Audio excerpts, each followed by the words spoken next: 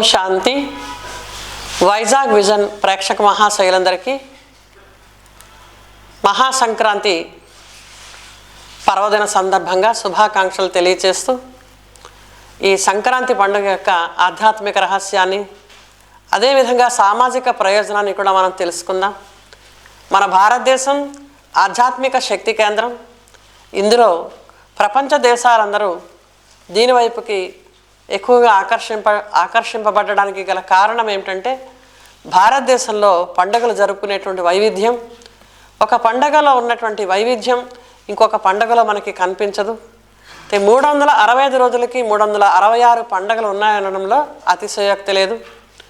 అటువంటి భారతదేశంలో మనం ఈ ఉత్తరాయణ కాలం ప్రారంభమైంది డిసెంబర్ 21వ తారీఖు నుంచి. అలాగే డిసెంబరు 16వ తారీఖు నుంచి మొదలవుతుంది. నెలకంటి పెడతారు. అంటే ఆ రోజు నుంచి ముగ్గులతోటి రంగవల్లులతోటి అలికినటువంటి ఆవు పేడతో అలికినటువంటి వాకిళ్లతో మంచి వరిపిండి బియ్యంతో ముగ్గులు వేసి చాలా సుందరంగా మనకి కంటికి కనిపించే విధంగా వాకిళ్ళు కనిపిస్తూ ఉంటాయి. అందులో పూర్వకాలం అయితే ఆవు పేడతో గొబ్బిళ్ళు పెడుతూ ఉండేవారు. బంతిపూలు పూసేటువంటి ఈ చల్లని సుగంధమైనటువంటి వాతావరణంలో ఆ గోమయానికి బంతిపూలు అలంకరించి పసుపు కుంకుమలు వేసి దాన్ని లక్ష్మిగా భావిస్తూ వాకిళ్లలో పూజించేటువంటి ఈ ఆచారం ఈ సంక్రాంతి పండుగకి మనం చాలా సర్వసామాన్యంగా చూస్తూ ఉంటాం. సంక్రాంతి పండుగ విశేషంగా 4 రోజులు జరుపుతారు. అందులో భోగి పండగ అంటే భోగి అంటే ఆ రోజు భోగి మంటలు వేస్తారు. ఆ భోగి మంటలు వేసే రోజున చలికి స్వస్తి చెప్పే విధంగా ఆ చుట్టుపక్కల ఉండేటువంటి పూర్వకాలం పల్లెటూళ్ళ విషయం నేను చెప్తున్నాను.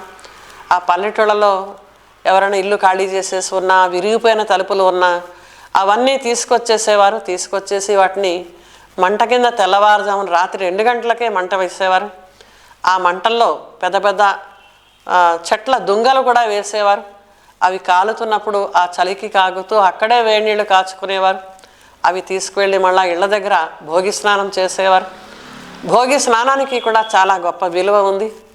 ఆ తెల్లవారుజామున అంత పెద్ద చలిలో కూడా భోగి స్నానం అభ్యంగన స్నానం చేసి అదేవిధంగా ఆ రోజు భోగి పండగ నాడు కూడా పిండి వంటలు వండుకొని ఆ భోగి పండగతో ప్రారంభం చేస్తారు పెద్ద పండుగని. ఆ రోజు చిన్నపిల్లలకి విశేషంగా భోగి పీడ తీస్తారు. ఆ భోగి పీడ విరగడయ్యేందుకు వాళ్ళు ఆ రోజు రేగుకాయలు ఇంకా చిల్లర నాణ్యాలు శనగలు ఇలాంటివి కలిపి వేస్తూ ఉంటారు. అంటే చిన్నపిల్లలకు దృష్టి తగలకుండా ఉండేందుకు ఆ విధమైనటువంటి విధి విధానాన్ని అనుసరిస్తూ ఉంటారు. సంబరం జరుపుతూ ఉంటారు. భోగి పండగ అయిపోయిన తర్వాత పెద్ద పండగ వస్తుంది. పెద్ద పండగ అంటే అతిపెద్ద పండగ, పెద్దల పండగ.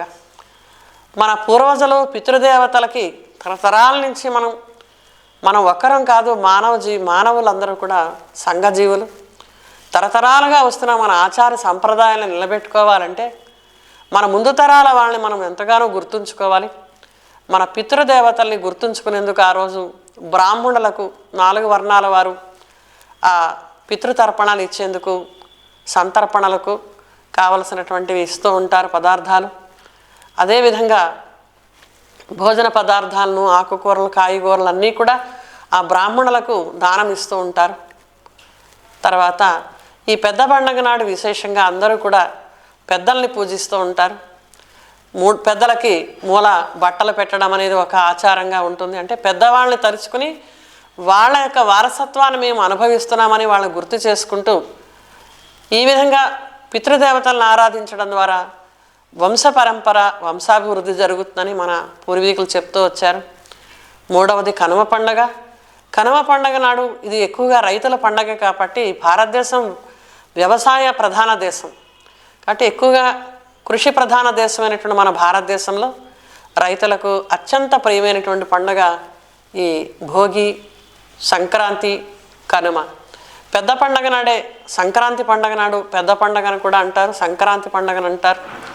సంక్రాంతి అంటే సూర్యుడు మకర రాశిలో ప్రవేశించేటువంటి సమయం అది. అంతవరకు సూర్యుడు మనకి దూరంగా ఉంటూ భూమి శీతలంగా ఉంటుంది. ఎప్పుడైతే మకర రాశిలో ప్రవేశిస్తాడో ఆ రోజు నుంచి సూర్యగమనం మళ్ళా తేజస్సుగా మారి ఆ మాఘమాసం వైపుకి మనం ప్రచండమైనటువంటి సూర్యకిరణాలతో వైశాఖ మాసం రావడానికి ఈ సూర్యుని కిరణాలు చాలా వాడిగా వేడిగా అయిపోతాయి. అంటే ఉత్తరాయణ కాలం ముగించేలోగా ఈ పండగను ఈ మన సంక్రాంతి పండుగను జరుపుకొని తర్వాత కనుమ పండగ, ఈ కనుమ పండగ నాడు మనం చూసినట్లయితే ఇనుము అంటారు. అంటే శరీరానికి ధాతువులు ఇనుము ఎక్కువగా కావాలి కాబట్టి ఆ మినప పదార్థాలతో చేసినటువంటి పిండి వంటలను తినడం అనేది, అరిసెలు ఇలాంటి సాంప్రదాయబద్ధమైన పిండి వంటల్ని వండుకొని పక్కవారికి అందరికీ పంచుతూ సంక్రాంతి పండగ చాలా ఆనందంగా జరుపుకునేటువంటి పండగ. ఈ భోగి మంటలు ఎప్పుడైతే వేస్తారో ఈ 2 నెలలు ఈ శిశిర ఋతువులో వచ్చేటువంటి పొగమంచు కూడా బాగా కరిగిపోయి ఆ రోజు నుంచి వాతావరణంలో ఉష్ణత అనేది ప్రారంభమవుతుంది. ఈ చలికాలం అంతా కూడా కఫము, దగ్గు, ఈ నెమ్ములతోటి శ్వాసకోశ నెమ్ములతో బాధపడే వాళ్ళందరూ కూడా ఈ ఉపశమనం కోసం ఎదురు చూస్తూ ఉంటారు. మనం నార్త్ ఇండియాలో ఇంకా చలి మార్చి దాకా ఉంటుంది కాబట్టి హోలీ పౌర్ణమి దాకా వాళ్ళు ఈ మంటలు అప్పుడు వేస్తారు వాళ్ళు.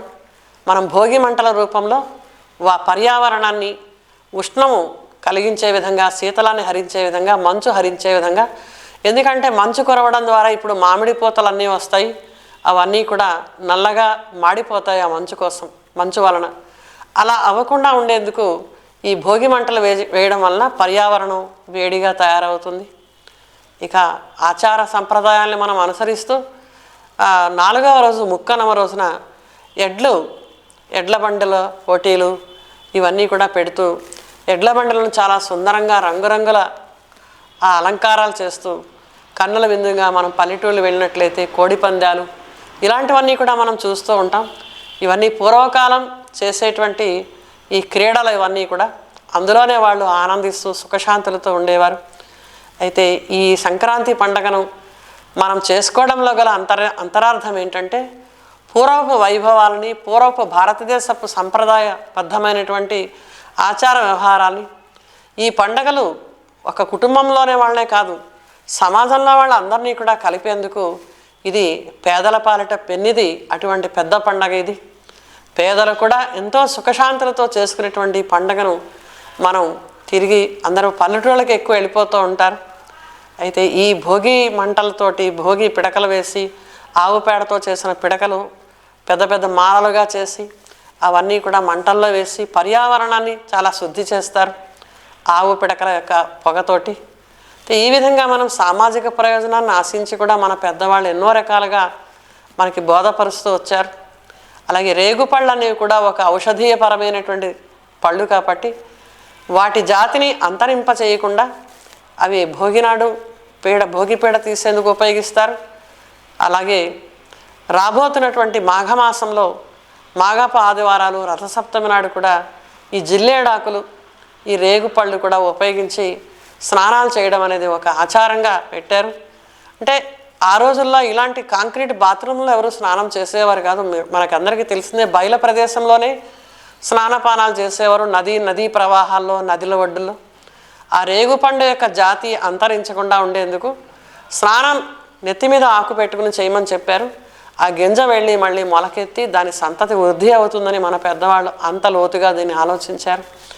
అలాగే సంవత్సర కాలం అంతా రైతన్నలు ఎంతో శ్రమపడి అన్నదాతలై అందరి యొక్క ఆకలి తీర్చేటువంటి మన రైతన్నలు వాళ్ళందరూ సంతోషంగా ఉంటూ ఈ పండుగను జరుపుకుని వాళ్ళ పిల్ల పాపలతో సుఖ సంతోషాలతో ఉంటారు. అయితే ఫస్ట్ ఈ లక్ష్మీదేవి పండుగగా చెప్తారు. ముందు ధాన్యలక్ష్మి ఇంటికి వస్తుంది. ధాన్యలక్ష్మి ఇంటికి రావడంతోనే ధైర్యలక్ష్మి కూడా వస్తుంది. ధైర్యలక్ష్మి వస్తే ఇంటికి సంతానలక్ష్మి వస్తుంది. అల్లుళ్ళు, కూతుళ్ళు, కొడుకులు అందరూ వస్తారు.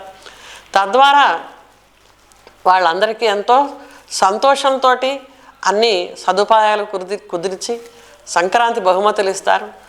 మానవ జీవితంలో మానవ సంబంధాల్ని ప్రేమానురాగాలతో నిలబెట్టడమే ఈ మానవ జీవితంలో వచ్చేటువంటి కష్టసుఖాలకు ముక్తి.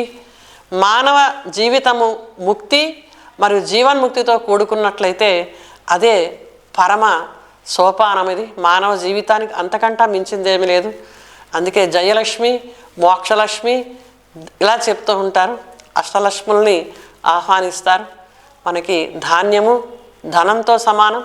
ఇక లక్ష్మీదేవి సంక్రాంతి లక్ష్మిగా ఆమెను మనం అందరం పూజిస్తూ ఉంటాం. ఇల్లిళ్ళు కళకళలాడుతూ ప్రతి వాకిలి కూడా ముగ్గుల పండుగలతో జరుపుకునేటువంటి ఈ పండగను మనం అందరం కూడా ఆస్వాదిస్తూ మన గ్రామాలని కూడా మనం సంరక్షించుకుంటూ గ్రామాల్లో ఉండేటువంటి ఆచార వ్యవహారాలను తిరిగి పట్టణవాసులకి కూడా ఆ సంప్రదాయాలని తెలియజేస్తూ మన గ్రామవాసుల్ని కూడా సైన్స్ సాధనాలను ఉపయోగిస్తున్నా సరే వారిని ఆ పురాతన సంప్రదాయాల నుండి మనం తొలగిపోకుండా ఉండేందుకు మనం అందరం కూడా ఈ పండగను ఆచార సంప్రదాయబద్ధంగా చేసుకుని ఆనందించి తరించవలసిందిగా కోరుతున్నాం. ఓం శాంతి.